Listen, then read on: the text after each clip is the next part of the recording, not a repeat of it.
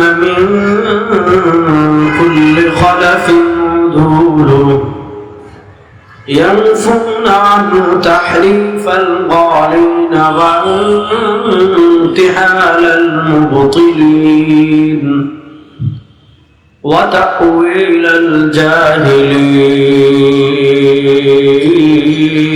الجاهلين أو كما قال عليه الصلاة والسلام আল্লাহ রাব্বুল ইজ্জত ওয়াল জালালের লাখ কোটি শুকরিয়া আদায় করছি। বাংলাদেশের ঐতিহ্যবাহী দ্বীনি ইদারা জামিয়া আরবিয়া ইসলামিয়া দারুল কোরআন দয়ামির মাদ্রাসা আজকের এই ৭২তম বার্ষিক ওয়াজ মাহফিলে রাত ১২টা, অনেক রাত, গভীর রাত। এখন রাত শুরু হয়েছে ৫:১০। আল্লাহ তাআলা গভীর রাতে আমাদেরকে আরামের বিছানা ছেড়ে এই দ্বীনি মাজলিসে আসার, বসার, কথা বলার, কথা শোনার তৌফিক দান করেছেন। আমরা সবাই একবার আল্লাহ রাব্বুল ইজ্জত ওয়াল জালালের দরবারে কালেমাত শুকর আদায় করি, আলহামদুলিল্লাহ। আমি গত বছরও বলেছিলাম যে এখানে আমি ওয়াজ করতে আসি না। এই মাদ্রাসার সম্মানিত মুক্তামিম ও শাইখুল হাদিস আমার সম্মানিত চাচাজি, ওনার হুকুম, শুধু হুকুম পালন করতে আসি। আজকেও আমি শুধু চাচার হুকুম পালন করতে আসছি। এখানে উলামায়ে কেরামের ঘাঁটি, উলামায়ে কেরামের শহর, এত বড় মাদ্রাসা, এখানে এত এত আলেম। এখানে আমার আলোচনা করার মতো যোগ্যতা ১ নম্বর নাই, আর ২ নম্বর আপনারা এই বিকাল থেকে বয়ান শুনতেছেন, রাত ১২টা বয়ান শুনতে শুনতেও মোটামুটি আপনাদের পেট ভরে গেছে। তো কেউ যদি বিরিয়ানি খেয়ে পেট ভরে, এরপর আর শুটকি খেতে আর তার মন চায় না, এটা দুনিয়ার নিয়ম। তো শুনেন, আমি কয়েকটা কথা খুব সহজ করে আপনাদেরকে বোঝানোর চেষ্টা করব। আমরা পরকাল বিশ্বাস করি। নাস্তিক আর আস্তিকদের ভিতর পার্থক্যের মৌলিক প্রথম সীমান্ত যেটা, তাদের মৃত্যুর মাধ্যমে তাদের জীবন শেষ, আর আমাদের মৃত্যুর পরে আরেকটা জীবন শুরু হয়। তাদের সবচেয়ে বড় দলিল তাদের কাছে আকল। তানাবির রহমানের কিতাব আছে ব্যাপার। তারা যেটা যুক্তি ধরে এটা মানে, যুক্তি যেটা ধরে না এটা মানে না। আল্লাহ তাআলা পবিত্র কোরআনের সূরাতুল হজ্জের ৫ নম্বর আয়াতে বলেছেন, ইন কুনতুম ফি রাইবিন মিনাল বাস। তাদের যুক্তি কি যে আমি ১০০০ বছর থেকে মরে কবরে থাকবো, মনে করেন আমার গোশত মাটির সাথে মিশে যাবে, আমার চামড়া মাটির সাথে মিশে যাবে, আমার হাড্ডি মাটির সাথে মিশে যাবে, আমার সবকিছু মাটি খেয়ে ফেলবে, আমি আবার সৃষ্টি হবো। এটা কি সম্ভব? যুক্তি ধরে না। আল্লাহ বলেন, ইন কুনতুম ফি রাইবিন মিনাল বাস। পুনরুত্থান নিয়ে যদি তোমাদের সামান্য সন্দেহ থাকে যে আমার গোশত মাটির সাথে মিশে গিয়েছে, আমার চর্বি মাটির সাথে মিশে গিয়েছে, আমার হাড্ডি মাটির সাথে মিশে গিয়েছে, শুনো, ফাইন্না খালাকনাকুম মিন তুরাব। তোমাদেরকে আমি ডায়মন্ড থেকে সৃষ্টি করিনি, তোমাদেরকে আমি স্বর্ণ থেকে সৃষ্টি করিনি, দামি কোন জিনিস থেকে সৃষ্টি করিনি। ফাইন্না খালাকনাকুম মিন তুরাব। আল্লাহ তাআলা কোরআনে মানুষের সৃষ্টি তত্ত্ব নিয়ে আলোচনা করতে কোথাও বলেছেন তুরাব, কোথাও বলেছেন ওয়ালাকাদ খালাকনাল ইনসান মিন সুলালাতিন মিন তিন। আল্লাহ কোথাও বলেছেন তিনের কথা, আল্লাহ কোথাও বলেছেন তুরাব, এটার অর্থই মাটি। আল্লাহ কোথাও বলেছেন আলাক, ইকরা বিসমি রাব্বিকাল্লাযী খালাক, খালাকাল ইনসানা মিন আলাক। তো এগুলা সৃষ্টির এক একটা প্রক্রিয়া, এই বিষয়ে আমি আজকে কথা বলবো না। তো আল্লাহ তাআলা বলেন, ইন কুনতুম ফি রাইবিন মিনাল বাস। যদি পুনরুত্থান নিয়ে তোমাদের সামান্য পরিমাণ সন্দেহ থাকে, পুনরুত্থান নিয়ে যদি সামান্য সন্দেহ করো যে মাটির সাথে মিশে যাব, আল্লাহ আবার কেমনে সৃষ্টি করবেন? হাড্ডি ভেঙে চুরমার হয়ে মাটির সাথে মিশে যাবে, আল্লাহ আবার কেমনে সৃষ্টি করবেন? আল্লাহ বলেন, যে আল্লাহ প্রথমবার তোমাকে মাটি থেকে সৃষ্টি করতে পেরেছেন, ওই আল্লাহ যদি আমি মাটির সাথে মিশেও যায়, আমার গোশত মাটির সাথে মিশে যায়, আমার চর্বি মাটির সাথে মিশে যায়, ওই আল্লাহ আবার আমাকে মাটি থেকে সৃষ্টি করতে পারবেন কি পারবেন না? অবশ্যই পারবেন। যে আল্লাহ আমাকে অনস্তিত্ব থেকে অস্তিত্বে এনেছেন, সেই আল্লাহ যদি আমি মাটির সাথে মিশে যাই, তাহলে আমরা বিশ্বাস করি পরকাল আছে, আমরা বিশ্বাস করি হাসর আছে, আমরা বিশ্বাস করি মিজান আছে, আমরা বিশ্বাস করি পুলসিরাত আছে, আমরা বিশ্বাস করি জান্নাত আছে, আমরা বিশ্বাস করি জাহান্নাম আছে। দেখেন, কারো ধর্মীয় পরিচয় কপালে লেখা থাকে না। সৃষ্টিগত দিক থেকে সবাই সমান। আমারও হাত আছে, হিন্দুরও হাত আছে। আমারও পা আছে, হিন্দুরও পা আছে। আমারও চোখ আছে, হিন্দুরও চোখ আছে। আমার খেতে মুখ লাগে, হিন্দুদেরও লাগে। আমার ধরতে হাত লাগে, হিন্দুদেরও লাগে। আমার হাঁটতে পা লাগে, হিন্দুদেরও লাগে। আমার যা কিছু লাগে হিন্দুদেরও তা লাগে, বৌদ্ধদেরও তা লাগে। আমার জৈবিক চাহিদা পূর্ণ করতে হয়, হিন্দুদেরও করতে হয়। আমার খিদা লাগে, হিন্দুদেরও লাগে। আমার প্রাকৃতিক প্রয়োজন করতে হয়, হিন্দুদেরও লাগে। আমার কষ্ট লাগে, হিন্দুদেরও লাগে। আমি কাঁদি, হিন্দুরাও কাঁদে। তো মানুষের ধর্মীয় পরিচয় কপালে লেখা নাই, শরীরে লেখা নাই। বাহ্যিক অবয়বে সবাই সমান, বাহ্যিকভাবে আমার যা লাগে তাদেরও তা লাগে। কিন্তু পরিচয়ের ভিন্নতা কেন হলো? মনোযোগ। পরিচয়ের ভিন্নতা কেন হলো? মনোযোগ। পরিচয়ের ভিন্নতা এই জন্য এসেছে, তারা কিছু বিশ্বাস পালন করে, যে বিশ্বাস পালন করার কারণে তারা হিন্দু। ওরা কিছু বিশ্বাস পালন করে, যে বিশ্বাস পালন করার কারণে তারা ইহুদি। ওরা কিছু বিশ্বাস পালন করে, যে বিশ্বাস পালন করার কারণে তারা খ্রিস্টান। এরা কিছু বিশ্বাস পালন করে, যে বিশ্বাস পালন করার কারণে তারা বৌদ্ধ। এরা কিছু বিশ্বাস পালন করে, যে বিশ্বাস পালন করার কারণে তারা নাস্তিক। আর আমরা কিছু বিশ্বাস পালন করি, যে বিশ্বাস পালন করার কারণে আমরা মুসলমান। এজন্য ইসলামে আমলের চেয়ে আকীদার দাম বেশি। যুবকরা ভালো করে বুঝবেন, এই যুগে ইসলামের দিকে সবচেয়ে ভয়ঙ্কর ভাবে, ভয়ঙ্কর সুরতে ইসলামের দিকে যে ফিতনা দিয়ে আসতেছে, ওই ফিতনার নাম হলো মডারেট ইসলাম। মডারেট ইসলাম মানে সবকিছুকে ইসলামাইজেশন করা। সুদকে ইসলামাইজেশন করে হালাল করে দিবে, বিশ্বকাপ খেলাকে ইসলামাইজেশন করে দিবে, বেপরদা নারীকে দেখা ইসলামাইজেশন করে দিবে, নারীর সাথে আড্ডা দেওয়া ইসলামাইজেশন করে দিবে। অর্থাৎ ইসলামের অকাট্য যতগুলো হারাম বিধান আছে, সরওয়ারে দো আলম সাল্লাল্লাহু আলাইহি ওয়াসাল্লাম হালাল হারামের যে সীমানা দিয়েছেন, সহিহ বুখারীর হাদিসে এসেছে, ইন্নাল হালালা বাইয়িনুন ওয়া ইন্নাল হারামা বাইয়িনুন ওয়া বাইনাহুমা মুতাশাবিহাত ফামান ইত্তাকা শুবহাত ইস্তাবরা লিদীনিহি ওয়া ইরযি ওয়া মান ওয়াকা ফি শুবহাতি ওয়াকা ফিল হারামি কাররাই ইয়ারা হাওলাল হিমা ইউশিকু আন ইয়াকা ফি আলা ইন্না লিকুল্লি মালিকিন হিমান ওয়া ইন্না হিমাল্লাহি মাহারিমু। কোনটা হালাল, কোনটা হারাম আল্লাহ এবং তার রাসূল সুস্পষ্ট করে দিয়েছেন। যেই জিনিস আল্লাহ আমাদের জন্য হালাল করে দিয়েছেন, ওই জিনিস হারাম কেউ পৃথিবীর করতে পারবে না। আর আল্লাহ এবং তার রাসূল যেই জিনিস আমাদেরকে হারাম করে দিয়েছেন, কোন নেতা সেটাকে হালাল করতে পারবে না, কোন পীর সেটাকে হালাল করতে পারবে না, কোন লিডার সেটাকে হালাল করতে পারবে না, কোন পরাশক্তি সেটাকে হালাল করতে পারবে না, কোন নেত্রীও সেটাকে হালাল করতে পারবে না। এটা আকীদা, বিশ্বাস ভালো করে বুঝবেন। দেখেন, আমাদের আর ইহুদিদের পার্থক্যের জায়গা আল্লাহ কোরআনে বলেছেন। দেখেন, আমি একটা আধুনিক শিরিক বলি, তাহলে আপনারা বুঝবেন, আরো সহজে বুঝবেন। আমরা শিরিক জানি মাজারে সিজদা দেওয়া, অবশ্যই শিরিক। আমরা শিরিক জানি যে শাহজালালের মাজারে গিয়ে সন্তান যাওয়া, শাহজালালের মাজারে গিয়ে সিজদা দেওয়া, গোদার মাছের কাছে গিয়ে মুড়ি খাওয়াইয়া গোদার মাছের কাছে মনের আশা পূরণের দোয়া করা।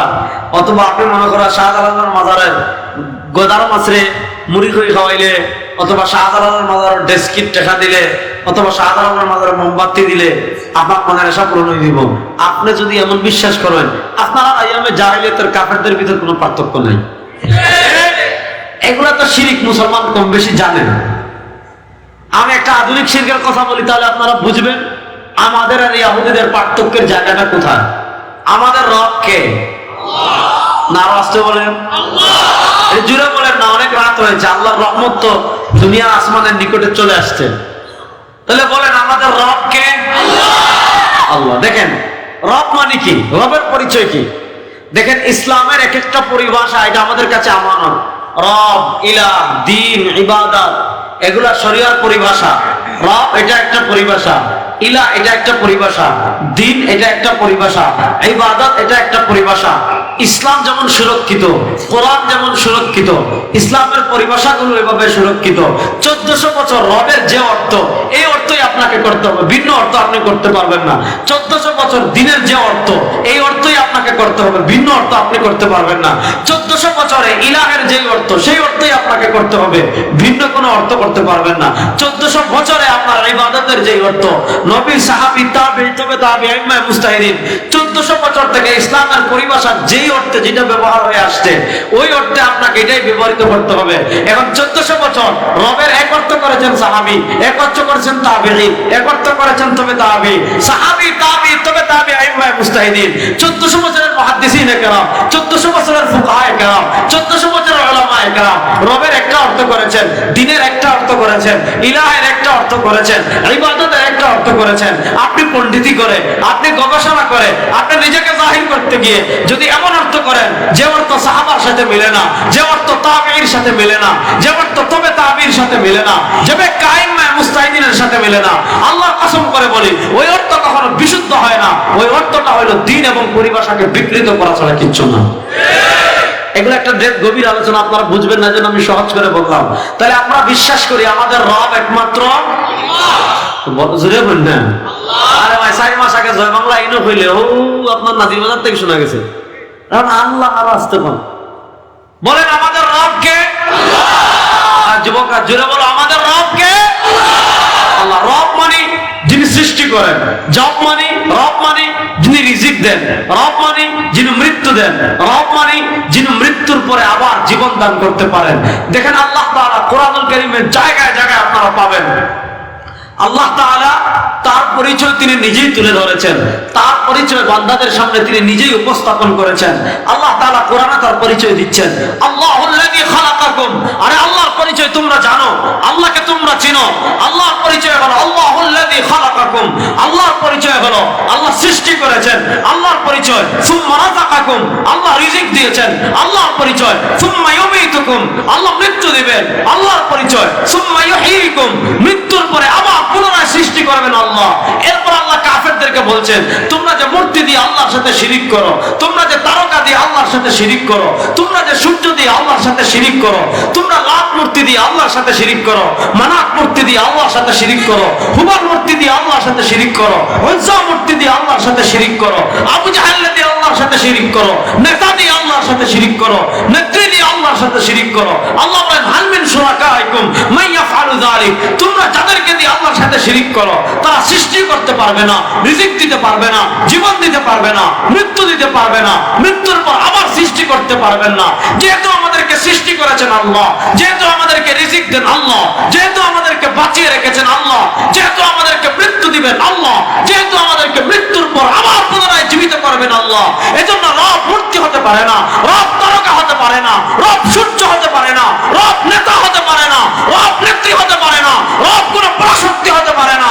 আমাদের ঈমান রব্বি আল্লাহ, আমাদের রব একমাত্র আল্লাহ। বলেন না আমাদের রব একমাত্র আল্লাহ। আল্লাহ ছাড়া মুসলমান আর কোন রব মানে না। আল্লাহ ছাড়া আপনি রব হতে চাইবেন, হাতি ভাঙা দেব ইনশাআল্লাহ, ইনশাআল্লাহ, ইনশাআল্লাহ। আল্লাহ ছাড়া আমরা কাউকে রব মানি না। এবার আসেন আল্লাহ কোরআনে ইহুদিদের কথা বলছেন, আপনি তো বলছেন আল্লাহ ছাড়া কাউকে রব মানেন না, দেখেন আপনি আল্লাহ ছাড়া রব মানেন কিনা একটা উদাহরণ দেই। দেখেন কোরআন শরীফ থেকে একটা আয়াত পড়ি। আল্লাহ তাআলা ইহুদিদের চরিত্র বর্ণনা করতে গিয়ে বলেছেন ইত্তাখাযু কুবুর আম্বিয়া। আল্লাহ তাআলা ইহুদিদের চরিত্র বর্ণনা করতে গিয়ে বলেছেন ইত্তাখাযু আহবারহুম ওয়া রুহবানাহুম আরবাবাম মিন দুনিল্লাহ। আল্লাহ তাআলা ইহুদিদের চরিত্র বর্ণনা করতে গিয়ে বলেছেন ইত্তাখাযু আহবারহুম ওয়া রুহবানাহুম আরবাবাম মিন দুনিল্লাহ। ইহুদিরা তাদের ধর্মযাজকদের, ইহুদিরা তাদের সন্ন্যাসীদের, আহবার মানে ধর্মযাজক, আমাদের মসজিদের ইমাম, আর তাদের ধর্মযাজক মানে চার্চে থাকে, গির্জায় থাকে। আল্লাহ তাআলা ইহুদিদের চরিত্র বর্ণনা করতে গিয়ে বলেছেন ইত্তাখাযু আহবারহুম ওয়া রুহবানাহুম আরবাবাম মিন দুনিল্লাহ। ইহুদিরা আল্লাহকে বাদ দিয়ে তাদের ধর্মযাজকদের রব বানিয়েছে, ইহুদিরা আল্লাহকে বাদ দিয়ে তাদের সন্ন্যাসীদেরকে রব বানিয়েছে। দেখেন আল্লাহ তাআলা যখন এই আয়াত নাযিল করলেন, ইহুদিরা আল্লাহ বাদ দিয়ে ধর্মযাজকদের রব বানিয়েছে, ইহুদিরা আল্লাহ বাদ দিয়ে সন্ন্যাসীদেরকে রব বানিয়েছে। এই আয়াত যখন নাজিল হলো, হযরত আদী ইবনে হাতিম রাদিয়াল্লাহু তাআলা আনহু, যিনি ইহুদিদের আলেম ছিলেন, পণ্ডিত ব্যক্তিত্ব ছিলেন, ওই যে আমরা ছোটবেলায় হাতের তার গল্প পড়েছি, অনেক দানশীল ছিলেন, তিনি তো নবী করিম সাল্লাল্লাহু আলাইহি ওয়াসাল্লামের যুগ পাননি। নবী করিম সাল্লাল্লাহু আলাইহি ওয়াসাল্লামের আগেই তিনি ইন্তেকাল করেছেন। তার ছেলে হযরত আদী ইবনে হাতিম, তিনি মুসলমান হয়েছেন। তিনি রাসূল করিম সাল্লাল্লাহু আলাইহি ওয়াসাল্লামের কাছে আসলেন, আয়েশা বলেন, ইয়া রাসূলুল্লাহ, আল্লাহ এটা কেমনে বললেন? আমরা তো এদের ইবাদত করিনি, আমরা তো এদের সিজদাও দেইনি, আমরা তো এদের ইবাদত করিনি, আমরা তো এদের সিজদা দেইনি। যেহেতু আমরা এদের ইবাদত করিনি, যেহেতু আমরা এদেরকে সিজদাও দেইনি, তাহলে এদেরকে রব বানাইলাম কেমনে? যদি একমাত্র আল্লাহ বলেন, আইন দেওয়ার মালিক একমাত্র আল্লাহ, ইনিল হুকমু ইল্লা লিল্লাহ। আল্লাহর আইন একটা হলো, আপনি আইন করেছেন 4 লেন হবে, রাত্রে আস্তে গাড়ি যাবেন, একটা আইন করলেন। মাদ্রাসার সামনে হর্ন বাজাবেন না, এটা একটা আইন করলেন। মাদ্রাসার ইস্তিনজা গাড়ির প্যাসেঞ্জার ব্যবহার করবেন না, একটা আইন করলেন। রাত 10টার পর বাতি জ্বালাবেন না, একটা আইন করলেন। মাদ্রাসার মাঠে গরু রাখবেন না, একটা আইন করলেন। মাদ্রাসার মাঠে গরুর হাট বসাবেন না, একটা আইন করলেন। মাদ্রাসার মাঠে গাড়ি পার্কিং করবেন না, এটা একটা আইন করলেন। এই আইনগুলো মানুষের কল্যাণার্থে আপনি করেছেন, এগুলা করেন, কোনো সমস্যা নাই। কিন্তু যে আইন আল্লাহ কোরআনে দিয়ে দিয়েছেন, যে আইন অকাট্যভাবে আল্লাহ কোরআনে দিয়ে দিয়েছেন, ওই আইন পরিবর্তন করার ক্ষমতা পৃথিবীর কারো নাই, পৃথিবীর কোন নেতার নাই, পৃথিবীর কোন রাষ্ট্রের নাই, পৃথিবীর কোন সংসদের নাই, পৃথিবীর কোন প্রধানমন্ত্রীর নাই। আমরা বিশ্বাস করি আইন দেওয়ার মালিক একমাত্র আল্লাহ। যে আইন আল্লাহ দিয়েছেন, ওই আইন না শেখ হাসিনা পরিবর্তন করতে পারে, না কথিত জাতিরা পরিবর্তন করতে পারে। আল্লাহ যে আইন দিয়েছেন, ওই আইন পরিবর্তন করার অধিকার পৃথিবীর কোন মানুষ রাখে না। ওই আইন পরিবর্তন করার অধিকার কোন মানুষ রাখে না। তাহলে ইহুদিরা রব বানাইছে কেমনে বুঝেন? ইন্নাহুম ইযা আহাল্লু শাইআন হারামাল্লাহ ওয়া হারামু শাইআন আহাল্লাল্লাহ। দেখা যাচ্ছে আল্লাহ একটা জিনিসের বিধান দিয়েছেন, এটা হালাল, ধর্মযাজকরা আর সন্ন্যাসীরা বলে এটা হারাম। আল্লাহ একটা জিনিসের বিধান দিয়েছেন, ওইটা হারাম, ধর্মযাজক আর সন্ত্রাসীরা বলেছে, এই সন্ন্যাসীরা বলেছে এটা হালাল। তাহলে একদিকে আল্লাহর বিধান হালাল, আরেকদিকে এদের বিধান হারাম। একদিকে আল্লাহর বিধান হারাম, আরেকদিকে সন্ন্যাসীদের বিধান হালাল। একদিকে আল্লাহর বিধান হালাল, আরেকদিকে ধর্মে উপাসনালয় যারা থাকে ধর্মযাজক, এদের বিধান হালাল। এবার একদিকে আল্লাহর বিধান, আরেকদিকে ধর্মযাজকদের বিধান। একদিকে আল্লাহর বিধান, আরেকদিকে সন্ন্যাসীদের বিধান। এবার দেখা যাচ্ছে ইহুদিরা আল্লাহর বিধান মানে নাই, আল্লাহর বিধান না মেনে ধর্মযাজকদের বিধান মেনেছে, আল্লাহর বিধান না মেনে সন্ন্যাসীদের বিধান মেনেছে। তো আল্লাহ বলে, যেখানে আল্লাহর বিধান আছে সেখানে আল্লাহর বিধান বাদ দিয়ে তুমি ধর্মযাজকদের বিধান মেনেছো, আল্লাহর বিধান বাদ দিয়ে তুমি সন্ন্যাসীদের বিধান মেনেছো। মানে কি? তুমি আল্লাহকে বাদ দিয়ে এদেরকে রব বানাইছো। এইটা বুঝাইতে গিয়ে আল্লাহ বলেছেন, ইত্তাখাযু আহবারাহুম ওয়া রুহবানাহুম আরবাবাম মিন দুনিল্লাহ। এবার বুঝেন, ইহুদিরা আল্লাহর আইনের বিপরীত সন্ন্যাসীদের আইন মানার কারণে আল্লাহ বলেন এদেরকে রব বানাইছেন। এবার বাংলাদেশের মুসলমান, আপনি একটা জিনিস চিন্তা করেন, আপনি একটা জিনিস হিসাব মিলান, আপনি একটা জিনিস বুঝেন তো, একদিকে আল্লাহ কোরআনের বিধান, আরেকদিকে ডেমোক্রেসির বিধান, একদিকে আল্লাহর কোরআনের বিধান, আরেকদিকে সেকুলারিজমের বিধান, একদিকে আল্লাহর কোরআনের বিধান, আরেকদিকে সোশ্যালিজমের বিধান, একদিকে আল্লাহর কোরআনের বিধান, আরেকদিকে আপনার মুক্তিযুদ্ধের চেতনা, একদিকে আপনার কোরআনের বিধান, আরেকদিকে আপনার কথিত জাতির আব্বার চেতনা, একদিকে আপনার কোরআনের বিধান, আরেকদিকে আপনার নেতার বিধান, একদিকে আপনার কোরআনের বিধান, আরেকদিকে আপনার নেত্রীর বিধান, একদিকে আল্লাহর কোরআনের বিধান, আরেকদিকে আপনার নেতার বিধান, একদিকে আল্লাহর কোরআনের বিধান, আরেকদিকে আপনার দলের বিধান। এবার আপনি যদি আল্লাহর বিধানের উপর আপনার দলের বিধানকে প্রাধান্য দেন, আপনি যদি আল্লাহর বিধানের উপর আপনার নেতার বিধানকে প্রাধান্য দেন, আপনি যদি আল্লাহর বিধানের উপর আপনার নেত্রীর বিধানকে প্রাধান্য দেন, আপনি যদি আল্লাহর বিধানের উপর আপনার কথিত জাতির আব্বার বিধানকে প্রাধান্য দেন, আপনি যদি আল্লাহর বিধানের উপর কথিত মুক্তিযুদ্ধের চেতনার বিধানকে প্রাধান্য দেন, আপনি যদি আল্লাহর বিধানের উপর আপনার নেত্রীর বিধানকে প্রাধান্য দেন, আপনার ভিতরে আর ইহুদিদের মধ্যে কোনো পার্থক্য না। আপনার মধ্যে আর ইহুদিদের মধ্যে কোনো পার্থক্য নাই। দেখেন, ইহুদি আর আমাদের পার্থক্যের জায়গাটা কোথায় একটা আমি বুঝাইলাম। দেখেন, ইহুদি আর আমাদের পার্থক্যের আরেকটা জায়গা আমি বলি, তাহলে যুবকদের কাছে ব্যাপারটা ক্লিয়ার হবে। দেখেন, আল্লাহ তাআলা আমাদের জন্য সম্মানিত যে বার করেছেন, মুহাম্মদ সাল্লাল্লাহু আলাইহি উম্মতের জন্য, সাল্লাল্লাহু আলাইহি ওয়াসাল্লামের উম্মতের জন্য আল্লাহ তাআলা 7 দিনের ভিতর শ্রেষ্ঠ দিন করেছেন শুক্রবারকে। বলেন কি বারকে? সহিহ বুখারীর হাদিসে আসছে, নবী করিম সাল্লাল্লাহু আলাইহি ওয়াসাল্লাম বলেন, ইন্না মিন আফযালি আইয়ামিকুম ইয়াউমাল জুমআহ, আল্লাহ তাআলা 7 দিনের ভিতর তোমাদের জন্য সর্বশ্রেষ্ঠ করেছেন জুমাবারকে। কেন? ফিহি খুলিকা আদম ওয়া ফিহি কুবিদা ওয়া ফিহি নুফিকা ওয়া ফিহি সাআকা। অনেকগুলো কারণ আছে। শুক্রবারে এইটা হবে, এইটা হবে, এইটা হয়েছে, এইটা হয়েছে, এইটা হয়েছে। 5টা কারণে শুক্রবারে আল্লাহ তাআলা আমাদের জন্য স্পেশাল করেছেন। আল্লাহ তাআলা শুধু শুক্রবারকে আমাদের জন্য স্পেশাল করেই ছেড়ে দেননি। আল্লাহ তাআলা, আল্লাহ নবী সাল্লাল্লাহু আলাইহি ওয়াসাল্লাম হাদিসে বলেছেন, ইন্না ফিল জুমআতি লাসাআ, শুক্রবারকে আল্লাহ তাআলা সম্মানিত করেই আমাদের জন্য ছেড়ে দেননি, বরং শুক্রবারে আল্লাহ তাআলা এই উম্মতে মুহাম্মদের জন্য এমন একটা সময় রেখেছেন, শুক্রবারে আল্লাহ এই উম্মতের জন্য এমন একটা মুহূর্ত রেখেছেন, এই সময় লা ইউয়াফিকু আবদুন ইল্লা ইয়াসআলুল্লাহ ইল্লা আ'তাহু ইয়া। শুক্রবারে আল্লাহ এমন একটা মুহূর্ত রেখেছেন, শুক্রবারে আল্লাহ আমাদের জন্য এমন একটা সময় রেখেছেন, বান্দা ওই সময় আল্লাহর কাছে যা চাইবে আল্লাহ তাকে তা দান করবে। তাহলে আমাদের জন্য সম্মানিত বার কি বার? শুক্রবার। দেখেন, শুক্রবার নবী করিম আমাদেরকে বলেছেন, সহিহ বুখারীতে হাদিস এসেছে, নবী করিম সাল্লাল্লাহু আলাইহি ওয়াসাল্লাম বলেছেন, আমার উম্মতরা শোনো, আকসিরু আলাইয়া সালাতাকুম ইয়াউমাল জুমআহ ফাইন্না সালাতাকুম মা'রুদাতুন আলাইয়া, আকসিরু আলাইয়া সালাতাকুম ইয়াউমাল জুমআহ ফাইন্না সালাতাকুম মা'রুদাতুন আলাইয়া। সরওয়ার দু আলম সাল্লাল্লাহু আলাইহি ওয়াসাল্লাম বলেছেন, আমার উম্মত শুক্রবার যখন আসবে আমার উপর বেশি করে দরুদ পড়বে। কেন? ফাইন্না সালাতাকুম মা'রুদাতুন আলাইয়া।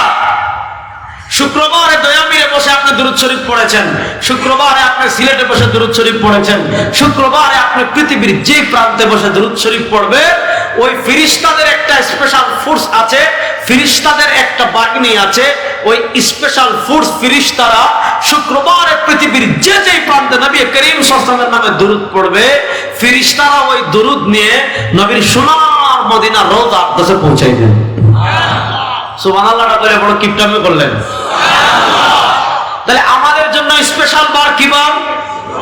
আরেকটা বলি, তার অনেক বিষয় আছে, আরেকটা বিষয় বলি। দেখেন, পৃথিবীর ইতিহাসের, পৃথিবীর সৃষ্টির শুরু থেকে নিয়ে কিয়ামত পর্যন্ত পৃথিবীর ইতিহাসের সবচেয়ে বড় ফিতনা হবে দাজ্জালের ফিতনা। সবচেয়ে বড় ফিতনা হবে কিসের ফিতনা? দাজ্জালের ফিতনা। নবী করিম সাল্লাল্লাহু আলাইহি ওয়াসাল্লাম হাদিসে বলেছেন, মা মিন নবিয়্যিন ইল্লা ওয়াকাদ আনযারা কওমাহুল আ'ওয়ারাদ দাজ্জাল, মা মিন নবিয়্যিন ইল্লা ওয়াকাদ আনযারা কওমাহুল আ'ওয়ারাদ দাজ্জাল। আল্লাহ দুনিয়াতে যত নবী পাঠিয়েছেন, আল্লাহ দুনিয়াতে যত রাসূল পাঠিয়েছেন, সব নবী, সব রাসূল ইল্লা ওয়াকাদ আনযারা কওমাহুল আ'ওয়ারাদ দাজ্জাল, সব নবী, সব রাসূল তার উম্মতকে কানা দাজ্জালের ফিতনা সম্পর্কে সতর্ক করেছেন।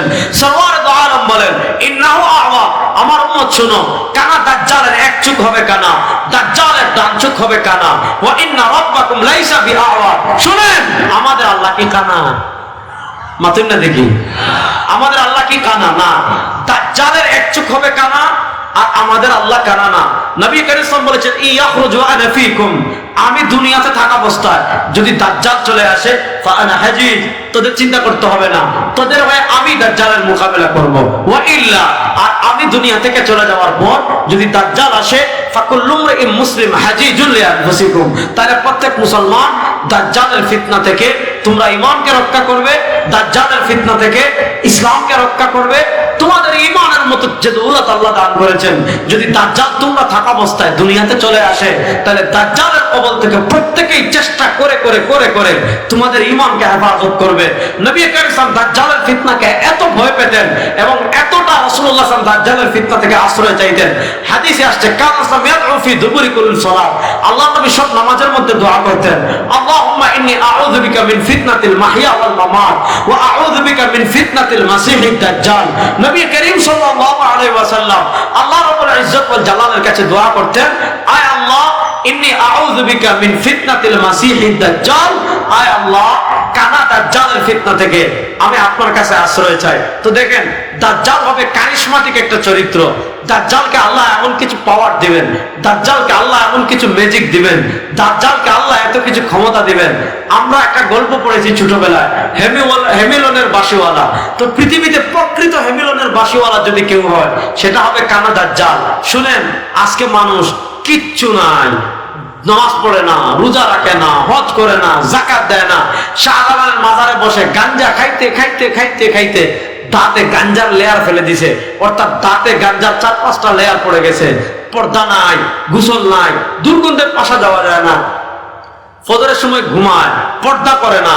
দেখবেন এরকম খাটাস যেগুলো আছে, এরকম খবিস যেগুলো আছে, এরকম শয়তান যেগুলো আছে, উচিত ছিল এগুলারে প্রত্যেক দিন একদম রুটিন করে আধা ঘন্টা বাইন্দা আনলিমিটেড জুতা দিয়ে বেরোবে।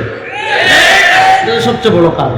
কিন্তু শুনেন, এদেশের এমন বহু মানুষ পাবেন, আপনি যদি সিলেট শাহজালাল মাজারে দাঁড়ান, গুলিস্তান গুলাবশার মাজারে দাঁড়ান, হায় হায় হায়, চট্টগ্রাম পাহাড়ের উপর একটা আস্তানা আছে, বায়েজিদ বুস্তামির আস্তানা, পাহাড়ের উপর। বুঝছেন, বায়েজিদ বুস্তামি নামে কোনো বুজুর্গ দুনিয়াতে নাই। উনি হলেন আবু ইয়াজিদ আল বিস্তামি। ওই আবু ইয়াজিদ আল বিস্তামিকে মানুষ বানিয়ে ফেলেছে বায়েজিদ বুস্তামি। তো বায়েজিদ বুস্তামির আস্তানায় যদি আপনি চট্টগ্রামের পাহাড়ে ওঠেন, এই বাংলাদেশের মানুষের অবস্থা কোন পর্যন্ত গিয়েছে, এই বাংলাদেশের মানুষ আজকে ঈমান সম্পর্কে কি পরিমাণ উদাসীন, এই বাংলাদেশের মানুষ আজকে দ্বীন সম্পর্কে, তাওহীদ সম্পর্কে কি পরিমাণ উদাসীন, এটা আপনি বায়েজিদ বুস্তামিতে যাওয়া লাগবে না, মাইজবন্ডালে যাওয়া লাগবে না, আটরশিতে যাওয়া লাগবে না, চন্দ্রপড়ায় যাওয়া লাগবে না, গতকাল বয়ান করেছে সুরেশ্বরীর পাশে, সুরেশ্বরে যাওয়া লাগবে না। আমাদের শাহজালালের পুণ্যভূমি, যে শাহজালাল এসেছেন তাওহীদের বার্তা নিয়ে, আজকে তার মাজারে বন্ডের বাচ্চারা শিরকের আড্ডাখানা বানিয়ে দিয়েছে। আপনি দেখেন কত মানুষ, আপনি মাজারের গেটে দাঁড়াইবেন, দেখবেন কত মানুষ, যে রাসূল সাল্লাল্লাহু আলাইহি ওয়াসাল্লাম হাদিসে বলেছেন, ইউসবিহু রাজুলু ফিহা মুমিনা ওয়া ইউমসি কাফিরা ওয়া ইউমসি মুমিনা ওয়া ইউসবিহু কাফিরা ওয়া ইয়াবিউ দীনাহু বিআরাদ মিনাদ দুনিয়া বিকালিল। সকাল দাঁড়ান বলে গেছেন, সকালে মুসলমান বিকেলে কাফের, বিকেলে মুসলমান সকালে কাফের। বলবেন সকালে মুসলমান বিকেলে কাফের কেমনে হচ্ছে? আপনি একটু শাহজালালের মাজারের গেটে গিয়ে দাঁড়ান, দেখবেন ঈমান নিয়ে ঢুকতেছে, কাফের হয়ে বের হচ্ছে। অনেক মানুষ, সবাই না, অর্থাৎ যারা ওখানে গিয়ে বাবার নামে মান্নত করতেছে, বাবা শাহজালালের কাছে মনের আশা পূরণের জন্য দোয়া করতেছে। মানুষের মাথায় তো আল্লাহ মগজ দিছে ভাই। আমার জানা মতে পৃথিবীর কোন বিজ্ঞানী, পৃথিবীর কোন টেস্টে, পৃথিবীর কোন তোমার মেডিকেল সায়েন্সের কোন বিজ্ঞান কখনো এটা বলে নাই যে অমুকের মাথায় মগজ পাওয়া যায় না, গোবর পাওয়া গেছে। এরকম কোন ঘটনা বুঝছেননি? আল্লাহ তো আপনার মাথায় মগজ দিছে, আপনি কেমনে চিন্তা করেন মিয়া? আপনি একটু চিন্তা করেন, আপনি শাহজালালের মাথায় গোজারে আপনি খই দিরা মনের আশা পূরণের লাগে। ইয়েতে গেলে এখানে তো গজার মাছ হাতায়, সিলেটের বা গজার মাছ উতুত পড়ে গেছেন, ঘৃণা লাগে দেখতে, বুড়া হইতে হইতে, ওগুর গাছ শেওলা লাগে, আনিয়া মেটিয়ে ফেটো লাগে, আর বাচ্চা হইতো। কথা বুঝতে পারি নাই। এই যে এত মাদ্রাসা, এত হুজুর, এত ওয়াজ বলতেছে এটা শিরিক, এটা শিরিক, এটা করেন না, এটা যায়েন না। মানুষ আমাদের ফতোয়া মানে, দেখবেন BMW দৌড়িয়ে, দেখবেন মার্সিডিজ দৌড়িয়ে, দেখবেন ল্যান্ড ক্রুজার দৌড়িয়ে গুলিস্তান থামে, শাহজালালের মাজারে থামে, গুলাবশাতে থামে, তাই মা বাবারে ভক্তি দিয়ে, বাবার ওখানে মোমবাতি দিয়ে মনের আশা পূরণের জন্য মুড়ি খই দিয়া যা। তো দেখেন এদের কিচ্ছু নাই, কিছুই দেখাতে পারে না রে ভাই। গাঞ্জা খায় আর লেংটা থাকে। 4 তারিখে দেখলাম লেংটা বাবার আস্তানা, বাবা 11 মাস লেংটা থাকে। আর যেদিন মহান আপাক গজব শরীফ হয় 3 দিন ব্যাপী, মুরিদরা সারা দেশ থেকে, বড় বড় নদীর ঠিক মাছ থেকে বুঝলে করে পানি নিয়ে আসে। তারপরে একদিন বাবারে ভালো করে সবাই গোসল করায়, এরপর ওই পানিরে বরকত মনে করে নিলাম দিয়ে সবাই লেগে যায়। আমার প্রশ্ন পাঠাইছে, হযরত ফতোয়া কি দান করেছে? এটা খাওয়া থেকে মুদ খাইলি, ওটা তখন আরো ভালো। এটা খাওয়ার চেয়ে তো কষ্ট করে মুদ খাইলাম, যাও তা মনে আল্লাহ খাইছো, যাও। আমি আপনাদেরকে যে জিনিসটা বোঝাতে চাচ্ছি বুঝেন, যেখানে কোরআন আছে, হাদিস আছে, তাবলীগ আছে, মাদ্রাসা আছে, এত আছে, প্রত্যেক দিন হুজুররা বলতেছেন এবার এগুলা ভণ্ডদের কাছে যাইয়েন না, এখানে যাওয়ার শিরিক, এইটা করেন না। মানুষ কথা শুনে না, আমাদেরকে বুঝতে চায় না, বলে হুজুর শুনেন এটা হলো মারেফত, আপনি বুঝবেন না। এটা কি মারেফত? যাক, আজকে হাকিকত শরীয়ত মারেফত, এটা আজকে আমার টপিক না, এজন্য ওইদিকে গেলাম না। তো দেখেন এদের কোনো ম্যাজিকও নাই, এদের কোনো আলাদা বৈশিষ্ট্য নেই, এদের কোনো পাওয়ারও নাই, এরা কিছুই নাই। তারা বলে ভাই বাবার কিছু না থাকুক, বাবার কিন্তু মারেফত আছে। ওই মারেফতের উসিলায় কত মানুষ ঈমান হারাচ্ছে। আর দাজ্জালকে আল্লাহ এমন কিছু ক্যারিশমাটিক ব্যক্তিত্ব দিবেন। হাদিস হযরত নওয়াস ইবনে সামআন রাদিয়াল্লাহু তাআলা হাদিস, যুবকরা ভালো করে শুনেন, দাজ্জালের ফিতনা কত ভয়াবহ এগিয়ে আসছে, ভালো করে শুনেন। নবী করিম সাল্লাল্লাহু আলাইহি ওয়াসাল্লাম হযরত নওয়াস ইবনে সামআনের হাদিস সুনান ইবনে মাজাতে আসছে, ইমাম হাইসামি মাজমা যাওয়াইদ এনেছেন। নবী করিম সাল্লাল্লাহু আলাইহি ওয়াসাল্লাম বলেছেন ইয়ামকুসু ফিল আরদি 40 ইয়াওমান কাসানাতিন ইয়াওমান কাশাহরিন ইয়াওমান কাজুমআতিন ওয়া বাকিল আইয়ামি কাআইয়ামিহা। দাজ্জাল এসে মাত্র 40 দিন থাকবে। প্রথম দিনকে আল্লাহ দীর্ঘ করে দিবেন 1 বছরের সমান, দ্বিতীয় দিনকে আল্লাহ দীর্ঘ করে দিবেন 1 মাসের সমান, তৃতীয় দিনকে আল্লাহ দীর্ঘ করে দিবেন 1 সপ্তাহ সমান, আর বাকি 37 দিন আমাদের সাধারণ দিনের মতো হবে। এই 40 দিনে দাজ্জালকে এমন কারিশমা দিবেন, তার সাথে জান্নাত থাকবে, তার সাথে জাহান্নাম থাকবে, সে জীবিত মানুষকে হত্যা করবে। হাদিসে আসছে, এক এলাকায় আসবে, আশা বলবে আরে কিসের ক্ষুধারে খুঁজো, কিসের নেতা খুঁজো, আনারাব্বুকুমুল্লাহ, আমি তো ক্ষুধা। মানে বলবে তুমি খারাপ মেয়ে, তুমি ক্ষুধা আমার আর কিছু পাও না। তখন দাজ্জাল কি করবে? ফাআখাযা রাজুলান ওয়া শাক্কা ওয়া কাতালা ওয়া শাক্কা শিক্কাইনি। দাজ্জাল একটা তাগড়া যুবককে ধরবে, হত্যা করবে, করাত দিয়ে কেটে 2 টুকরা করবে। করাত দিয়ে কেটে 2 টুকরা করার পর 1 টুকরা এই পাশে ফেলে রাখবে, আরেক টুকরা ওই পাশে ফেলে রাখবে, 2 টুকরা 2 পাশে। শেষ মানুষ তাকে ঘেরাও করবে, ওই গ্রামের মানুষ শুনছরে ও এখানে একজন লোক একজন মানুষের হত্যা করে করাত দিয়ে কেটে 2 টুকরা করে ফেলছে। হাজার হাজার লক্ষ মানুষ জমা হয়ে যাবে। যখন জমা হবে দাজ্জাল ডাক দিবে, ইয়া ফুলান ইবনে ফুলান। ওই যে যারা টুকরা করছে 2 টুকরা, তার নাম আর তার বাবার নাম ধরে ডাক দিব, হয় অমুকের বউ অমুক, ওবা ইয়া ফুলান ইবনে ফুলান, কম হয় অমুকের বউ অমুক, ওবা। ওই টুকরা ওই দিক থেকে আইব, ওই টুকরা ওই দিক থেকে আইব, বুঝছেন? ওই টুকরা ওই দিক থেকে আইব, ওই টুকরা ওই দিক থেকে আইব। জোড়া লাগবো, জোড়া লাগার পরে একটু দাঁড়াইয়া মাত আরম্ভ করবো।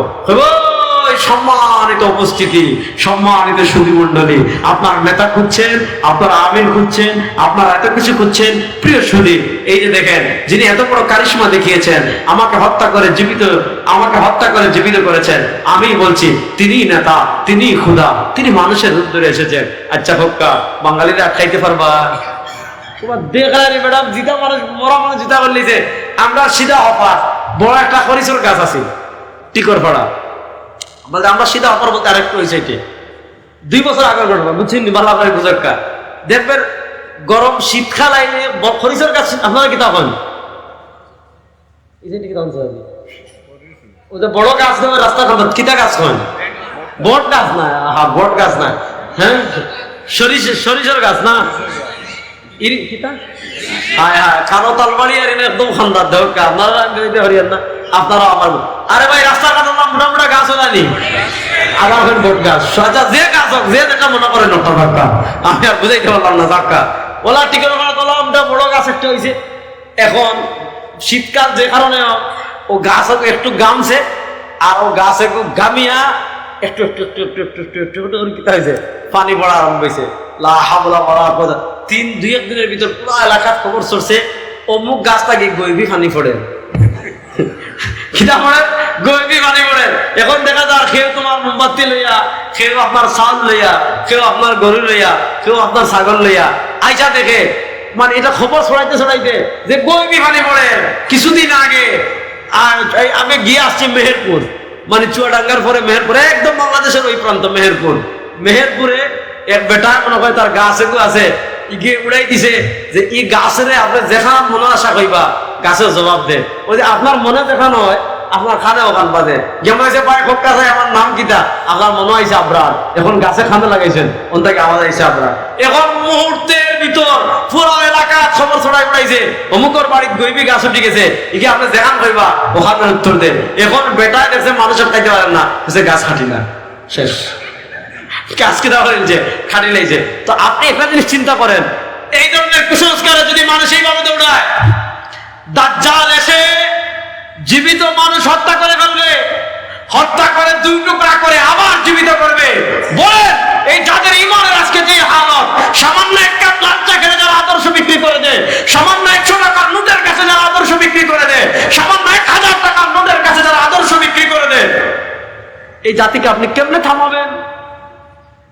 এই জাতিকে আপনি কেমনে আটকাবেন দাজ্জালের ফিতনা থেকে? বলেন আপনারা। হাদিস আরেকটা পড়ি, তাহলে আরো সহজ করে বুঝবেন। ইমাম বুখারী রাহিমাহুল্লাহ এই হাদিসও সহিহ বুখারীতে এনেছেন।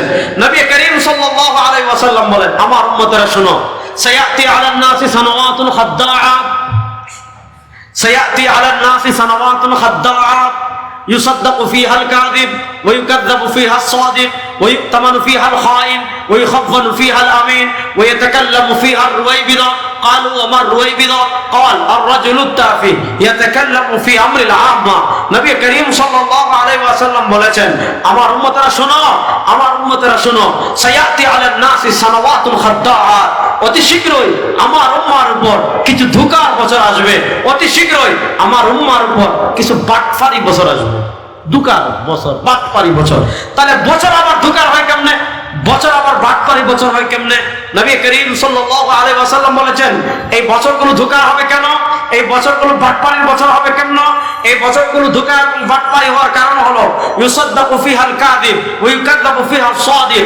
সত্যবাদীকে মানুষ মিথ্যাবাদী মনে করবে, মিথ্যাবাদীকে মানুষ সত্যবাদী মনে করবে, আমানতদারকে মানুষ খেয়ানতদার মনে করবে, খেয়ানতদারকে মানুষ আমানতদার মনে করবে।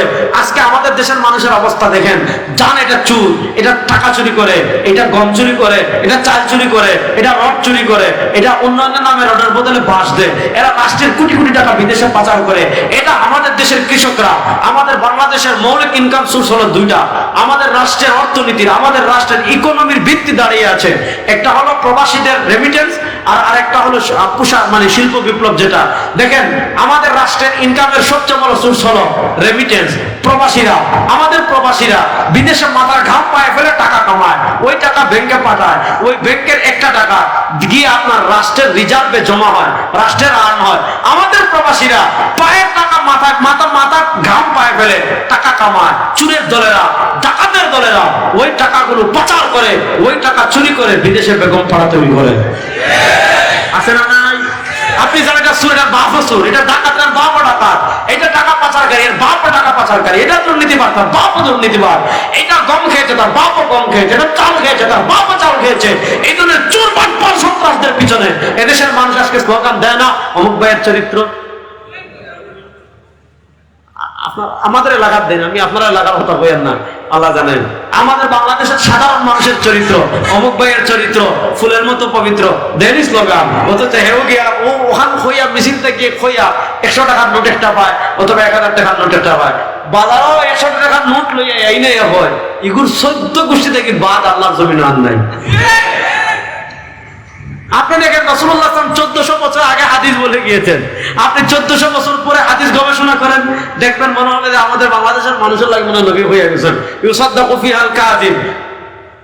মিথ্যাবাদীকে মানুষ সত্যবাদী মনে করবে, সত্যবাদীকে মানুষ মিথ্যাবাদী মনে করবে, আমানতদারকে মানুষ খেয়ানতদার মনে করবে, খেয়ানতদারকে মানুষ আমানতদার মনে করবে। নবী করিম সাল্লাল্লাহু আলাইহি ওয়াসাল্লাম বলেন, ওয়া ইয়াতাকাল্লামু ফিহার রুয়াইবিদা। আর মানুষের নেতৃত্ব দিবে রুয়াইবিদারা।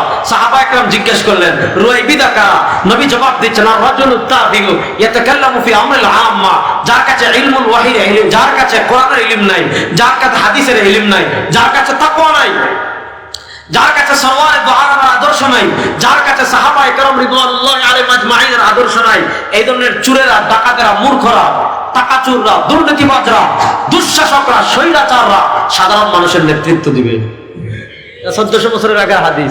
তো দেখেন আজকে যে অবস্থা, আপনি যদি এই মুহূর্তে দাজ্জাল আসে, কেরিশমা দেখাবে, মনে করেন দাজ্জাল, মনে করেন উদাহরণস্বরূপ, হাদিসে তো জায়গার নাম নাই, উদাহরণস্বরূপ সুনামগঞ্জ আসছে, উদাহরণস্বরূপ।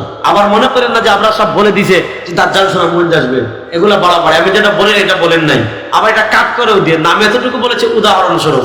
আমাদের সিলেটের ভিতর বাটি অঞ্চল সুনামগঞ্জ, এখানে সব সময় মাছ পাওয়া যায়, সব সময় পানি পাওয়া যায়, আর বর্ষাকালে তো অনেক পানি। মনে করেন দাজ্জাল আসার আগ, যখন দাজ্জাল পৃথিবীতে আসার আগে পৃথিবীর সিচুয়েশনটা এমন ভাবে তৈরি হবে, অনেক দিন ধরে বৃষ্টি হয় না, পানি শুকিয়ে যাবে, গাছ মরে যাবে, ঘাস থাকবে না, মোটরে পানি থাকবে না, কোলে পানি থাকবে না, নদী শুকিয়ে যাবে, মানুষ পানির জন্য হাহাকার করতে থাকবে, পশু পাখির স্তন শুকিয়ে যাবে, অনেক পশু পাখি মরে যাবে, সব মানুষ পানির জন্য যখন বুবুকের মতো থাকিয়ে থাকবে, পানির জন্য মানুষ যখন অবস্থান করবে, দাজ্জাল ওই এলাকায় আইসা আস্তানা গাড়বে। আস্তানা গাড়ার পর আসমানকে বলবে, একদম ডাইরেক্ট আসমানকে। হাদিসের শব্দ আসছে, ফাতাকমুরুস সামা আন তুমতিরা ফাতুমতির ওয়া তাকমুরুল আরদা আন তুমবিতা ফাতুমবির। যে এলাকায় অনেক দিন ধরে বৃষ্টি নাই, মানুষ বৃষ্টির জন্য হাহাকার করছে, যে এলাকায় অনেক দিন ধরে মানুষ পানি পাচ্ছে না, পানির জন্য মানুষ হাহাকার করছে, ওই এলাকায় দাজ্জাল আসমানকে নির্দেশ দিবে, ফাতাকমুরুস সামা আন তুমতিরা ফাতুমতির, আসমান বৃষ্টি দাও, বৃষ্টি শুরু হয়ে যাবে। ওয়া তাকমুরুল আরদা আন তুমবিতা ফাতুমবির, জমিনকে বলবে জমিন ফসলে ভরে যাও, ভরে যাবে।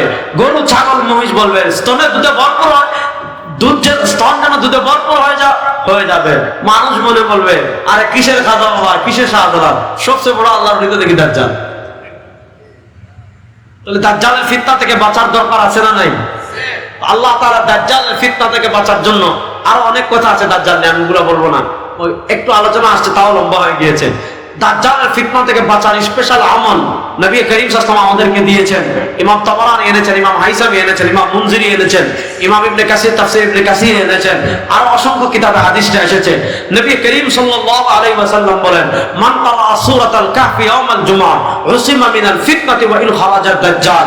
আমার কোন উম্মাহ যদি শুক্রবার সূরাতুল কাহফ তিলাওয়াত করে, যুবকরা মনোযোগ দিয়ে হাদিসটা শুনো, নবী করিম সাল্লাল্লাহু আলাইহি ওয়াসাল্লাম বলেন, আমার কোন উম্মাহ যদি শুক্রবার সূরা কাহফ তিলাওয়াত করে, আগামী সপ্তাহের মধ্যে যত ফিতনা হবে, আগামী জুমা পর্যন্ত যত ফিতনা হবে, এমনকি আগামী জুমার আগে যদি দুনিয়াতে দাজ্জাল চলে আসে, যে ব্যক্তি সূরা জুমার দিন সূরা কাহফ তিলাওয়াত করবে, আগামী জুমার আগে পৃথিবীতে যদি দাজ্জাল বের হয়ে যায়, জুমার দিন সূরা কাহফ তিলাওয়াত করার কারণে আল্লাহ তাআলা তাকে দাজ্জালের ফিতনা থেকে বাঁচিয়ে রাখবেন।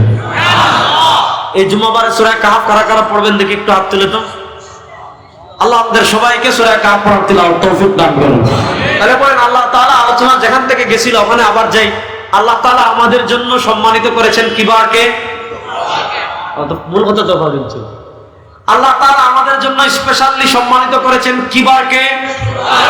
আর ইহুদিদের জন্য সম্মানিত বার রবিবার। হযরত আব্দুল্লাহ ইবনে সালাম রাদিয়াল্লাহু তাআলা যখন মুসলমান হলেন, তিনি তো ইহুদিদের আলেম ছিলেন, তিনি তো ইহুদিদের পণ্ডিত ব্যক্তিত্ব ছিলেন।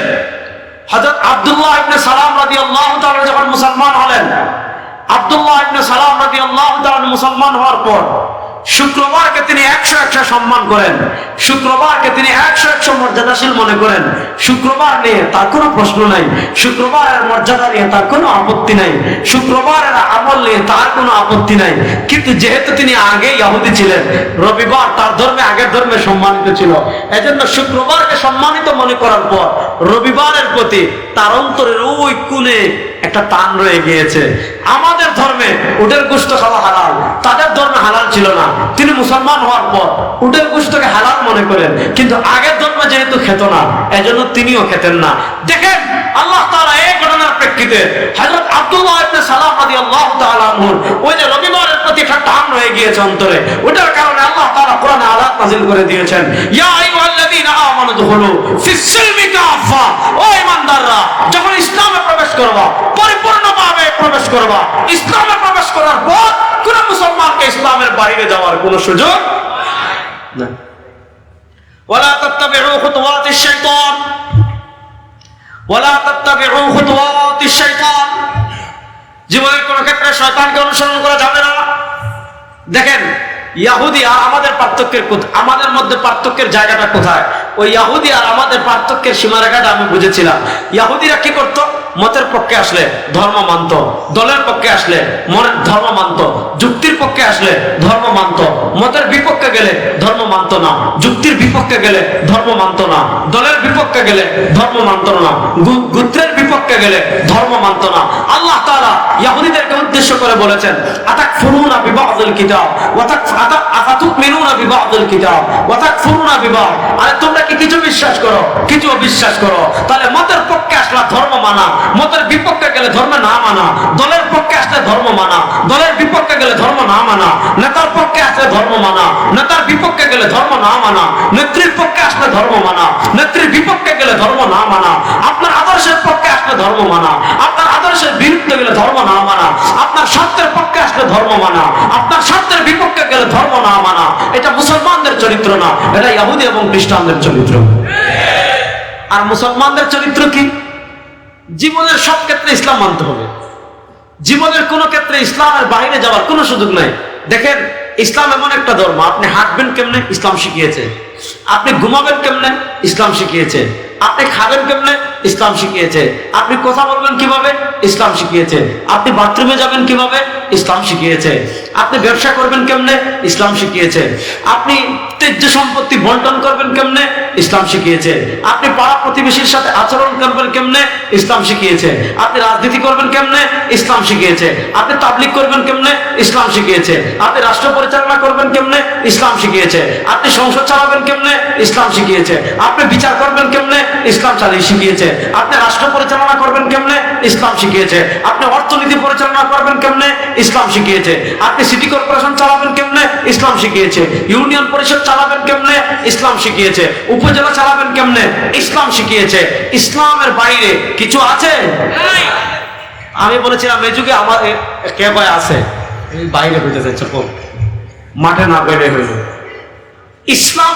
তাহলে বলেন ইসলাম পরিপূর্ণ, ইসলামের সবকিছু আছে। এ যুগের ইহুদি খ্রিস্টানদের সবচেয়ে বড় আক্রমণের জায়গা কোনটা?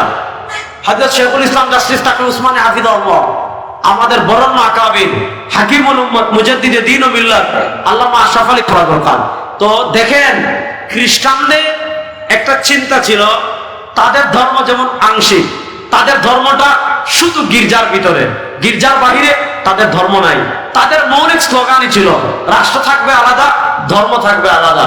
আপনি ধর্মের সব বিধান গির্জায় মানবেন, ধর্মের সকল আহকামাদি গির্জায় মানবেন। আপনি নিজে ধর্ম মানতে চাচ্ছেন, গির্জায় যান। আপনার ফ্যামিলি নিয়ে ধর্ম মানতে চাচ্ছেন, গির্জায় যান। আপনার জীবনের সব ক্ষেত্রে ধর্ম মানতে চাচ্ছেন, গির্জায় যান। অর্থাৎ তাদের কাছে গির্জা আলাদা, রাষ্ট্র আলাদা। রাষ্ট্র কেমনে চলবে, রাষ্ট্রের সংবিধান কি হবে, রাষ্ট্রের বিচার ব্যবস্থা কি হবে, রাষ্ট্রের অর্থনীতি কি হবে, রাষ্ট্রের নেতৃত্ব কারা দিবে, আপনার রাষ্ট্রের সংসদ কেমনে চলবে, রাষ্ট্রের সিটি কর্পোরেশন কেমনে চলবে, এটার থেকে তার ধর্মকে বের করে দিয়েছে। আপনি ধর্ম গির্জায় রাখতে চান। তো এই যুগে মুফাক্কির ইসলাম মাওলানা সৈয়দ আবুল হাসান নদভী রাহিমাহুল্লাহ, হাকিমুল উম্মত মুজাদ্দিদে দ্বীন ও মিল্লাত আল্লামা আশরাফ আলী থানভী রাহিমাহুল্লাহ, হযরত শেখুল ইসলাম জাস্টিস মুফতি মুহাম্মদ তাকি উসমানী হাফিজাহুল্লাহ, ওনারা লিখেছেন এই যুগে মুসলমানদের সবচেয়ে পরাজয়ের জায়গা হলো বুদ্ধিবৃত্তিক পরাজয়। অস্ত্রের যুদ্ধে তারা আগেও আমাদের সাথে পারে নাই, এখনো পারছে না, কিন্তু ওই যে বুদ্ধিবৃত্তিক পরাজয়ের জায়গাটা, তারা ধর্মকে রাষ্ট্র থেকে আলাদা করে ফেলেছে। আর ওই চিন্তাটা আমাদের ভিতর পুশ করে দিয়েছে যে ধর্ম এটা মসজিদে থাকবে, ধর্ম এটা মাদ্রাসায় থাকবে, ধর্ম এটা খানকায় থাকবে, ধর্ম এটা মাজারে থাকবে। যুবকদেরকে তারা এটা বুঝিয়ে ফেলেছে, ধর্ম এটা জলসার মধ্যে থাকবে, ধর্ম এটা তাবলিগে শুধু থাকবে, ধর্ম এটা শুধু মসজিদে থাকবে, ধর্ম এটা শুধু খানকায় থাকবে। রাজনীতিতে ধর্ম লাগবে না, অর্থনীতিতে ধর্ম লাগবে না, বিচার ব্যবস্থায় ধর্ম লাগবে না, সংবিধানে ধর্ম লাগবে না, রাষ্ট্র পরিচালনায় ধর্ম লাগবে না। শুনেন, এই চিন্তাটা মুসলমানদের চিন্তা না, এই চিন্তাটা খ্রিস্টানদের চিন্তা।